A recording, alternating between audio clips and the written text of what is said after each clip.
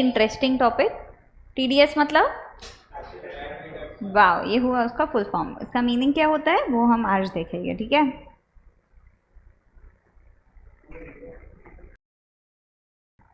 अब क्या है ना, हम एक कंपनी है, ठीक है,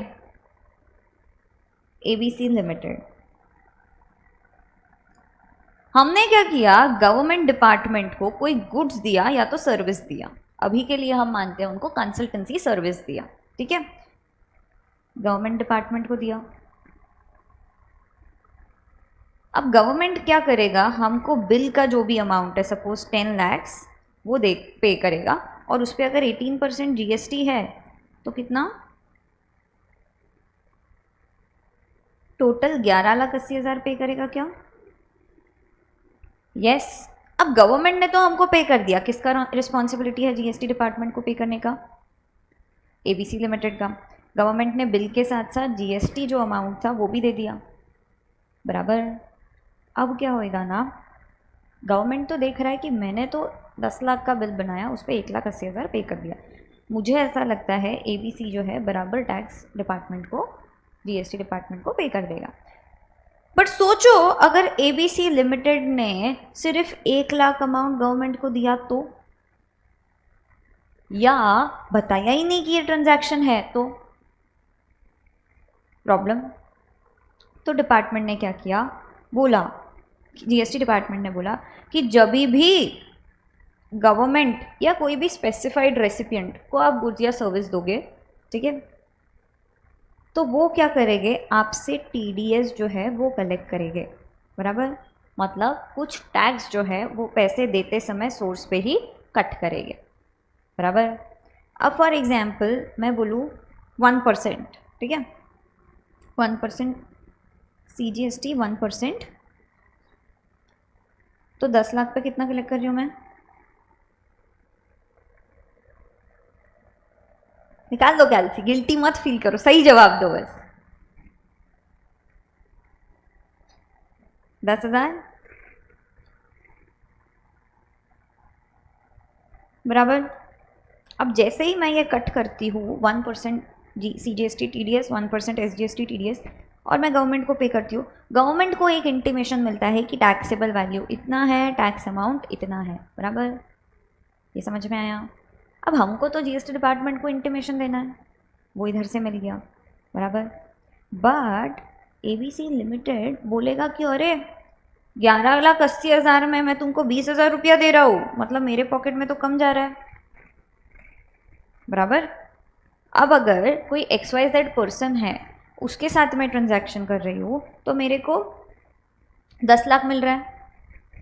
बट गवर्नमेंट डिपार्टमेंट के साथ मैं अगर कर रही हूँ तो मेरे को सिर्फ 9,80,000 मिल रहा है, क्या? क्योंकि 20,000 तो ये जीएसटी टीडीएस लेके जा रहे हैं। मैं किसके साथ ट्रांजैक्शन करूँगी, मिस्टर ए जो मेरे को 10 लाख दे रहा है, या गवर्नमेंट डिपार्टमेंट जो मेरे को 9,80,000 दे रहा है? मिस्टर ए के साथ। अगर मिस्टर ए अवेलेबल है तो गवर्नमेंट डिपार्टमेंट तो सैड हो गया, क्योंकि उसको तो कोई बेचने कोई तैयार नहीं। Yes, problem. तो डिपार्टमेंट ने बोला, जीएसटी डिपार्टमेंट ने, तुम टेंशन मत लो, तुम्हारा जो भी जीएसटी कट होएगा ना टीडीएस में, हम तुमको वैसा की वैसा तुम्हारे कैश लेजर में प्रोवाइड कर देंगे, पूरा अमाउंट।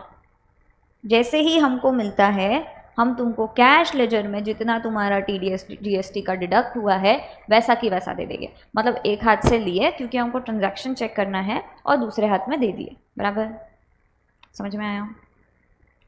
तो अभी हम ए को भी बेच सकते हैं, गवर्नमेंट को भी बेच सकते हैं, क्योंकि 20,000 तो हमको क्रेडिट में भी नहीं मिल रहा है, सीधा कैश लेजर में मिल रहा है। जीएसटी में 3 लेजर्स होते हैं, यस, तो कैश लेजर में मिल रहा है सीधा की सीधा। अब बताओ अभी आप किसके साथ डील करोगे? यहाँ पे इनडिफरेंट हो जाओगे, इनडिफरेंट हो जाएंगे, क्योंकि 20,000 तो वैसे भी हमको मिल रहा है, बराबर। ठीक है, तो अब क्वेश्चन ये है, ये जबरदस्ती इधर से कट किया फिर इधर कैश लेजर में दिया, ऐसा क्यों? ट्रांजैक्शन डिटेक्ट होना चाहिए। अभी फ़िलहाल स्टार्ट में इन्होंने क्या किया है ना, सिर्फ गवर्नमेंट के कुछ डिपार्टमेंट्स जो है इनके ऊपर जीएसटी टीडीएस रखा है, ताकि ये जो अमाउंट कलेक्ट करे डिपार्टमेंट के पास एक नोट जाए कि क्या हो रहा है क्या नहीं हो रहा है। डिपार्टमेंट को ये 10,000 टीडीएस के अमाउंट से मतलब नहीं है, वो तुमको वैसे भी दे रहे हैं जितना वो डिडक्ट कर रहे हैं, खाली ट्रेल मेंटेन करने के लिए कि क्या ट्रांजैक्शन हो रहा है क्या नहीं, डिपार्टमेंट ये कर रहा है। समझा? पक्का? तो जीएसटी टीडीएस क्यों डिडक्ट करते हैं हमको ये समझा, कौन डिडक्ट करता है ये समझा, जो पेमेंट कर रहा है वो अपने पास डिडक्ट करके रखता है। करेक्ट। जीएसटी में जिसको पेमेंट कर रहे हो उसको जीएसटी का अमाउंट भी दे रहे हो और टैक्सेबल वैल्यू भी, बराबर। ये कॉन्सेप्ट समझा, पक्का। अब मेकअप करेंगे इसका, ठीक है। अब मैंने है ना जीएसटी मतलब गवर्नमेंट डिपार्टमेंट से सपोज 100 रुपये का परचेस करा, ठीक है। अब 100 रुपये का अगर मैं परचेस कर रही हूँ, गवर्नमेंट डिपार्टमेंट क्या हर 100 रुपये का 50 रुपये के ट्रांजैक्शन को देखेगा और फिर उस पर टीडीएस जीएसटी कलेक्ट करेगा, 1 रुपया 2 रुपया ऐसा पे करेगा? या जीएसटी डिपार्टमेंट को मतलब भी है 100-50 हज़ार रुपये के ट्रांजैक्शन से, अगर दूसरे हाथ पे करोड़ों के ट्रांजैक्शन है तो बराबर 10 लाख का ट्रांजैक्शन एक जगह है और 100 रुपये का ट्रांजैक्शन एक जगह है। हमको तो नज़र रखना था ना पे हो रहा है कि नहीं, तो आप इधर पे ज़्यादा नज़र रखना चाहोगे कि इधर? तो 2 स्टेप वेरिफिकेशन अपना इधर पे ज़्यादा रखना चाहेंगे हम लोग, करेक्ट। तो डिपार्टमेंट ने बोला एक मॉनेटरी लिमिट सेट कर दिया, ठीक है। अगर contract value is more than 2,50,000 तो फिर आपको जीएसटी टीडीएस डिडक्ट करना है, वरना नहीं। सिंपल। अब इसको कॉम्प्लेक्स बनाते हैं। अब जैसे ही मैंने ये देखा कि अरे 2,50,000 के ऊपर जीएसटी टीडीएस डिडक्ट होगा, मैं क्या करती हूँ 2,49,000 करके कलेक्ट करती हूँ, 2,49,000 कलेक्ट करके सेकेंड इंस्टॉलमेंट कलेक्ट करती हूँ, 2,49,000 थर्ड इंस्टॉलमेंट कलेक्ट करती हूँ। तो परफेक्ट, क्लैप कर लो खुद के लिए। हमने पेमेंट नहीं बोला, हमने क्या बोला? तो वो कॉन्ट्रैक्ट का जितना भी वैल्यू है वो वैल्यू इन टोटल आप देखोगे 2.5 लाख को क्रॉस करता है कि नहीं। इफ यस तो हम क्या करेंगे,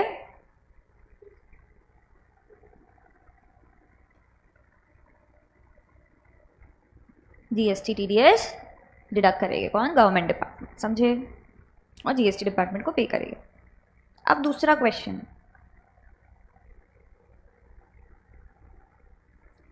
कॉन्ट्रैक्ट वैल्यू बोला है ना, मेरा कॉन्ट्रैक्ट है 2,40,000 का टैक्सेबल गुड्स का, 20,000 का एग्जेम्प्ट गुड्स का, टोटल वैल्यू हुआ 2,60,000। बताना टीडीएस डिडक्ट होएगा क्या? क्यों? तो या गवर्नमेंट का पर्पस एग्जेम्प्ट गुड्स पे ध्यान रखने का है क्या, उस पर टैक्स भरा है कि नहीं? नहीं। तो डिपार्टमेंट बोलता है अगर ऐसा है तो इसको मत कंसिडर करो, समझे? तो ये कॉन्ट्रैक्ट वैल्यू कौन सा वैल्यू है? वेरी गुड, समझा ये चीज़? पक्का। तो हमने बोला कॉन्ट्रैक्ट वैल्यू जो टैक्सेबल वैल्यू है it should be more than 2,50,000, तो टीडीएस कलेक्ट होएगा, मतलब डिडक्ट होएगा। एक और example, 2 lakh taxable value,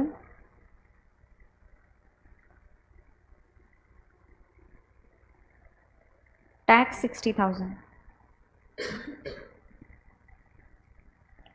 TDS deduct होएगा।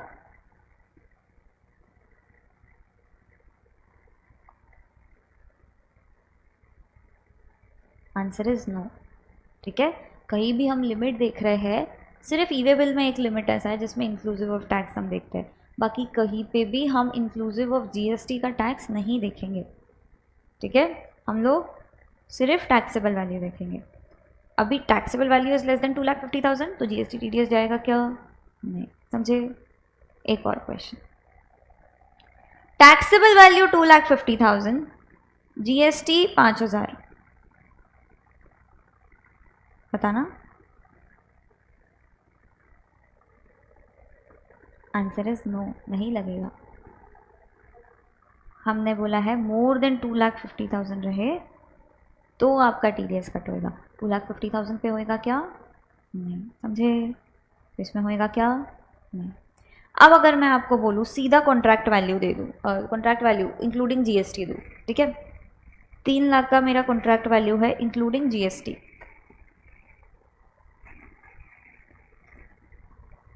यहाँ पे जीएसटी का रेट इज 28%। आप बताना टीडीएस कलेक्ट होएगा क्या? क्या आता है taxable value? Very good. 3 lakh into 100 by 128 क्या क्या क्या आया, विच इज़ लेस देन 2,50,000. तो TDS कलेक्ट होएगा क्या, नहीं. समझे काम. ये हुआ आपका बेसिक कॉन्सेप्ट TDS का. क्लियर है. यस. इन्होंने डिडक्ट तो कर दिया बट GST डिपार्टमेंट को पे ही नहीं किया. फिर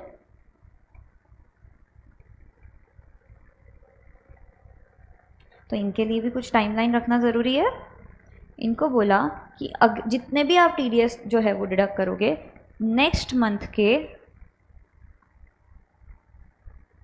10th को आप डिपॉजिट करोगे GSTR 7 से. समझे. ये फॉर्म फाइल करके आप जो भी अमाउंट TDS का डिडक्ट कर रहे हो वो डिपार्टमेंट को पे करोगे. समझा पक्का. कोई क्वेश्चन है. पेनल्टी लगेगा.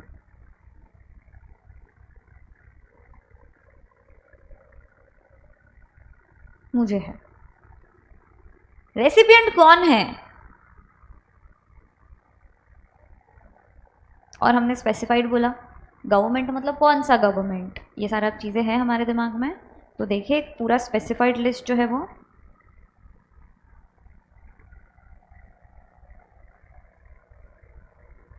तो बेसिकली ये जो है गवर्नमेंट डिपार्टमेंट, इसको हम रेसिपिएंट बोलते हैं. बट ये क्या कर रहा है, TDS डिडक्ट कर रहा है. तो हम इसको दूसरा वर्ड क्या यूज़ कर सकते हैं, डिडक्टर. अगर ये डिडक्टर है तो ये कौन हुआ, deductee. Simple. Who is required to deduct TDS is the question. First है डिपार्टमेंट और establishment of central government and state government. बराबर. बट हमने क्या बोला है, ये सब रिकामा टेंशन में हम किसको नहीं डालेंगे, मिनिस्ट्री ऑफ डिफेंस के कुछ सेक्टर को. तो अगर आप मिनिस्ट्री ऑफ डिफेंस के साथ में कोई ट्रांजैक्शन करते हो आपका TDS डिडक्ट होएगा क्या, नहीं. बराबर. सही भी है. Other than prescribed authorities of ministry of defence. Second local authority. बराबर. Third government agencies. तो हमने फर्स्ट क्या देखा, डिपार्टमेंट और establishment of CGSD. Second local authority. Third government agencies. Fourth notified persons. बराबर. अब कुछ लोगों को है ना, इन्होंने नोटिफाई कर रखा है कि इन्होंने अगर ट्रांजैक्शन किया तो TDS डिडक्ट करना पड़ेगा. अब नोटिफाइड पर्सन में गवर्नमेंट के पास पावर है क्या नोटिफाई करने का. ये पावर यूज़ करके इन्होंने ना कुछ लोगों को नोटिफाई करा. पहले तक 3 थे, पिछले साल से 4 आ गया. देखिए पहला है सोसाइटी इस्टेब्लिश्ड बाय CGSGLA और ये सोसाइटी जो है रजिस्टर्ड है अंडर सोसाइटीज है. सिंपल. फर्स्ट क्या देखा, डिपार्टमेंट और establishment of CGSG, local authority, government agencies, notified persons. Notified में 4. पहला सोसाइटी जो रजिस्टर्ड है under societies act and established by CGSGLA. Clear. Second है पब्लिक सेक्टर अंडरटेकिंग PSU. थर्ड है अथॉरिटी और बोर्ड और अदर बॉडी जो पार्लियामेंट सेटअप कर रही है या कौन कर रहा है, स्टेट लेजिस्लेचर. और इस्टेब्लिश्ड बाय एनी गवर्नमेंट. ऐसा अथॉरिटी बोर्ड या दूसरा कोई भी बॉडी जो सेटअप हो रहा है पार्लियामेंट मतलब सेंट्रल से या तो स्टेट लेजिस्लेचर मतलब स्टेट से और कोई भी और गवर्नमेंट से. बराबर. प्लस इसके साथ साथ एक और कंडीशन होनी चाहिए. इस्टेब्लिश तो करा है आपने, उसके बाद भी आपका कितना कंट्रोल है उसमें, 51% और मोर इक्विटी है या कंट्रोल है गवर्नमेंट का. बराबर. तो वो भी क्या माना जाएगा, डिडक्टर. करेक्ट. सिंपल. हमने बोला फर्स्ट कौन है डिडक्टर, डिपार्टमेंट और establishment of CGSG except for ministry of defence के कुछ जो स्पेसिफाइड लोग हैं उनको छोड़ के. Second LA local authority. Third government agencies. Fourth notified persons. Notified में 4 है. पहला सोसाइटी जो रजिस्टर्ड है और established by CGSGLA. Very good. Second PSU. Third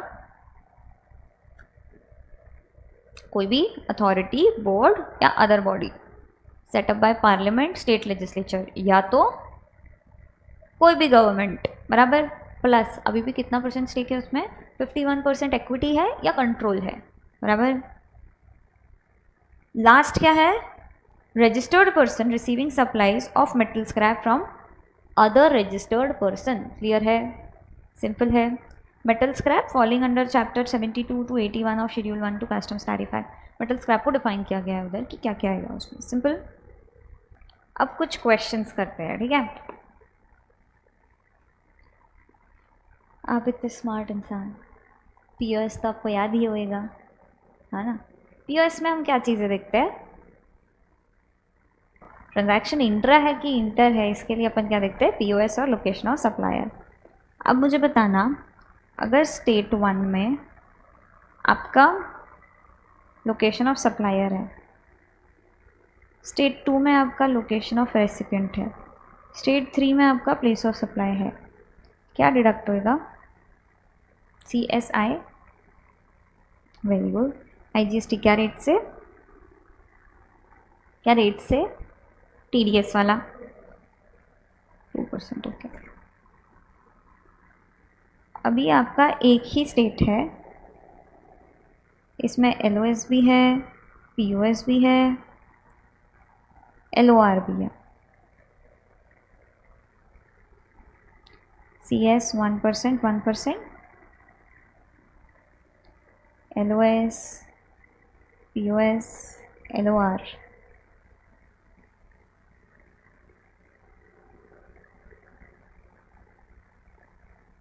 LOS, POS, LOR। अब समझना, अगर मैं C और S कट करूँ, LOR मेरा रेसिपिएंट है, रेसिपिएंट मतलब डिडक्टर है। अगर मैं LOS POS के रूल के हिसाब से जाऊँ तो इस पर मैं C और S कट करूँगी, बराबर। मतलब कि लोकेशन ऑफ रेसिपिएंट जो है मेरा अगर MP में है और सप्लायर और ये गोवा में है, C और S पे TDS डिडक्ट होएगा, मतलब CGST SGST TDS कलेक्ट होएगा। पर अगर मैं CGST SGST TDS कलेक्ट करती हूँ, डिडक्ट करती हूँ, तो कौन से गवर्नमेंट को जाएगा, MP। मतलब MP ने सपोज 10-10 हज़ार रुपये ले भी लिए, कोई प्रॉब्लम नहीं है, बट हम लोग बोल रहे हैं कि जिसका TDS डिडक्ट होता है वो उसके किधर कलेक्ट करता है, कैश लेजर में भी CSC दिखता है उसको। तो अब मैं CS मांगने गई 10,000 10,000, तो मेरे गोवा का गवर्नमेंट बोलेगा अरे हम क्यों दें, हमारे पास तो कोई पैसा नहीं आया 10,000। मतलब आप बोल रहे हो फिर MP गवर्नमेंट से मांगो, फिर ये इसको देगा, फिर ये कस्टमर को देगा, प्रॉब्लम। MP वाला बोलेगा हम क्यों दें, पैसा तो हो गया खर्च, यस। तो डिपार्टमेंट ने बोला, GST लॉ में ये चीज़ समझा गया और बोला कि हम समझते हैं हमारे बच्चे थोड़े झगड़ सकते हैं आपस में, तो जब LOS POS एक जगह पे आएगा, LOR दूसरी जगह पे है, इंटर के रूल्स तो चेंज नहीं होंगे, वो तो बोलेंगे LOS इंट्रा है, इंटर है, CSI कैसे डिडक्ट होना वो तो वो बता रहे हैं। बट इधर में ये प्रैक्टिकल प्रॉब्लम आ सकता है कि CS हम MP के गवर्नमेंट से कलेक्ट करें और पैसा मांगे गोवा की गवर्नमेंट से, तो ये केस में क्या करोगे आप, TDS डिडक्ट ही नहीं करोगे। रूल्स तो आप चेंज नहीं कर सकते हो, क्योंकि रूल्स तो बोलते हैं ये दोनों अगर एक में है तो CS करो, तो इधर तो आई नहीं कर सकते। जिधर आए कर रहे हो उधर पे कोई प्रॉब्लम है क्या, क्योंकि आए तो पूरा सेंट्रल गवर्नमेंट के पास है, सेंट्रल गवर्नमेंट बोलेगा ये लो पैसा, ये दो पैसा, बराबर। तो इधर पे प्रॉब्लम नहीं आया, पर जब स्टेट के पास पैसा आ रहा है दूसरे स्टेट का, तब प्रॉब्लम आ रहा है, यस। तो ये केस में हम क्या बोलेंगे, समझे, पक्का। Third exam, state 1 location of supplier, location of recipient, state 2 place of supply. IGST, हम IGST में नो TDS बोल रहे हैं क्या, IGST में तो हमको कोई प्रॉब्लम ही नहीं है, LOR कहीं भी होने दो। प्रॉब्लम कब है, सिर्फ CS है एक जगह पे, मतलब LOS और POS है एक जगह पे, LOR दूसरी जगह पे, तो CS एक जगह से कटेगा, दूसरी जगह वाला कैसे देगा। सिर्फ एक केस है जिसमें आपका TDS कलेक्ट होएगा, क्या, नहीं, बाकी सब केसेस में होएगा। समझ में आया, पक्का। तो इसको हम लिखने के पहले है ना एक बार मॉड्यूल से रीड करेंगे फिर लिखेंगे।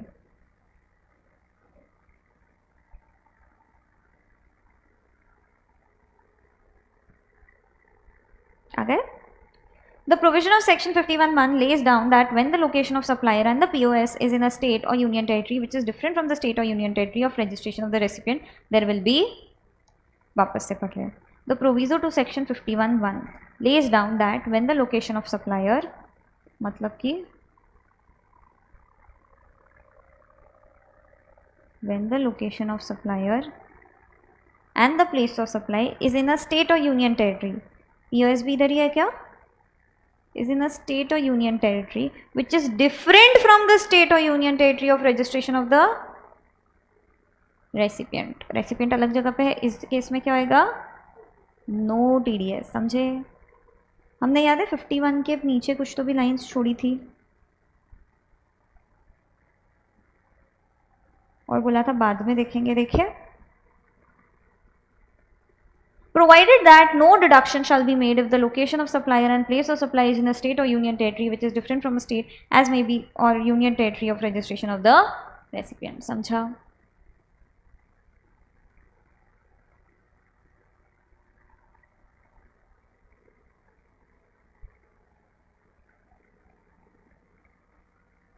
The above statement can be explained in the following situation. Supplier, place of supply and recipient are in the same state. तो क्या collect होएगा?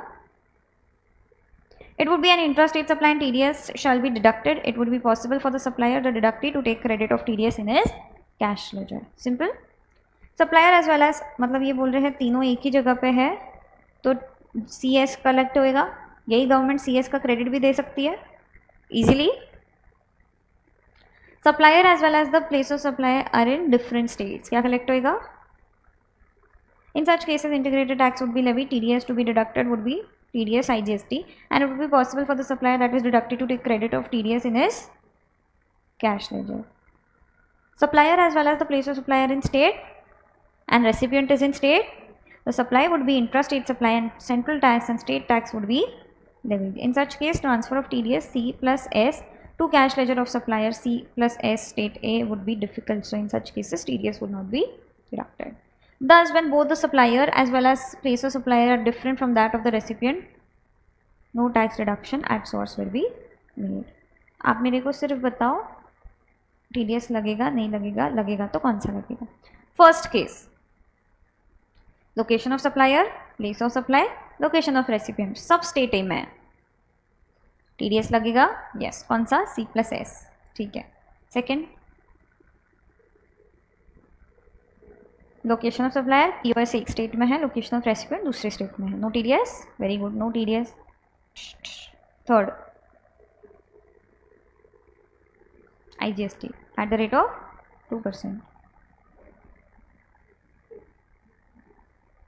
Very good, UTGST and CGST, सही है, मतलब TDS कलेक्ट होएगा. IGST, very good. Third case, no TDS. Answer देखिए क्या, yes no yes yes yes no, correct, simple, yes. चलो, तो हमने देखा अभी तक एक इंसान ऐसा जो TDS डिडक्ट, जो केस, एक केस ऐसा जिसमें TDS डिडक्ट नहीं होएगा. क्या था वो केस? LOS POS एक स्टेट में, LOR दूसरी स्टेट में, तो नो TDS. ऐसे और दो कैटेगरीज है जहाँ पे TDS जो है वो आपका डिडक्ट नहीं होएगा. पहला है tax is not liable to be deducted at source in the following cases. When goods and or services are supplied from a PSU to another PSU whether or not a distinct person. मतलब एक PSU ने दूसरे PSU को दिया तो आपस में अगर ये कर रहे हैं तो TDS होएगा क्या? ये इन्होंने लाया नोटिफिकेशन में नवंबर या अक्टूबर के मंथ में, फिर इनको ध्यान में आया अरे ये तो बाकी लोगों के लिए भी सही है, तो 15-20 दिन बाद इन्होंने एक और नोटिफिकेशन लाया जो बोलता है when supply of goods and or services takes place between one person to another person specified under clauses A, B, C and D of section 51(1) of the said act. बराबर, मतलब कि ये ABCD अगर आपस में किसी से भी करे तो TDS लगेगा क्या? नहीं। अब आप बोलोगे इसमें तो PSU ऑलरेडी कवर हो रहा है, तो अलग से PSU क्यों? तो उन्होंने 2 नोटिफिकेशन पास किए।